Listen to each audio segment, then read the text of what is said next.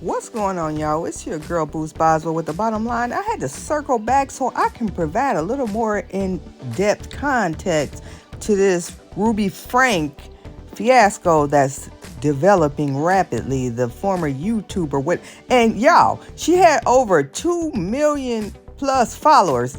Y'all better get to liking and sharing this content. Mental health ain't nothing to play with. If we can get these whack jobs mega platforms, we can do one for ourselves. And this platform ain't for me, it's for us, the people, the platform, the world, our communities. We need to grow this so we can get programs and support systems in place so we can make sure we stay safe in our communities, provide resources so people can get help when they need it, because this mental health thing ain't nothing to play with. She got 2-point-some million followers. We're going to have 200 million followers. We're going to set a record. Let's get real and heal hashtag. That's our hashtag. It ain't nothing to play with. She had these kids in situations that just is unbelievable. I tagged a video at the end of this, so make sure you stay and watch it. Her older kids tried to call CPS to get support and to report what was going on, but obviously because they look like the American traditional family, wasn't nobody listened to them, and that's a shame. We have to pay attention to what people tell us and understand that everything that looks good ain't good, or everything that seems normal isn't normal. But what's normal is the direction that this platform is going, because it's needed and necessary. Make sure you subscribe to the channel if you haven't, and share this content. Come back and keep coming back, because it's real business. What we discuss is real life, and mental health is important.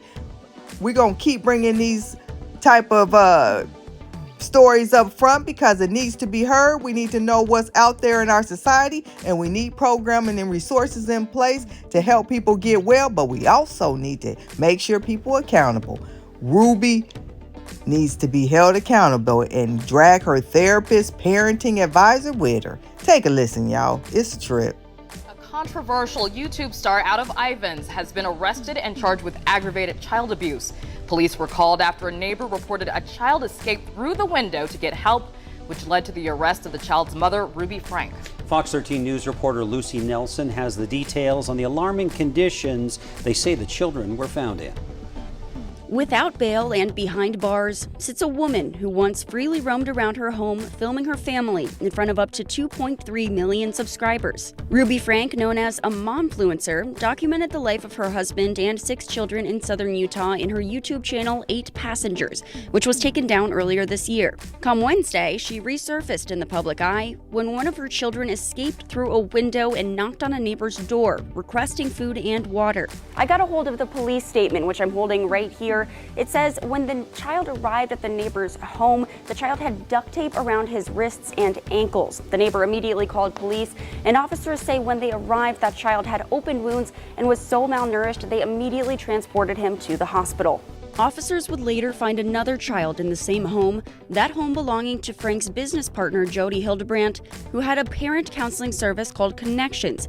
She was arrested as well. 90% of the time when a child is hurt, it's by someone that they know and love. Director of Prevent Child Abuse Utah, Laurie Ann Thorpe, says it's a tough reality to realize that abusers are often relatives or someone close to a family. Franke's oldest daughter, Sherry Franke, who is 20 years old, posted to her public Instagram today a photo of police with the caption, "Finally." She added another story saying, "Me and my family are so glad justice is being served. We've been trying to tell the police and CPS for years about this, and so glad they finally decided to step up. Kids are safe, but there's a long road ahead. Please keep them in your prayers and also respect their privacy." I think it's really important to understand that children on average will disclose abuse 3 times before they get help or before they're believed.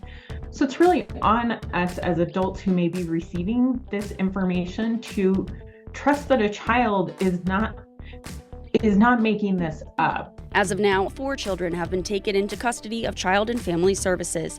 In Salt Lake City, Lucy Nelson.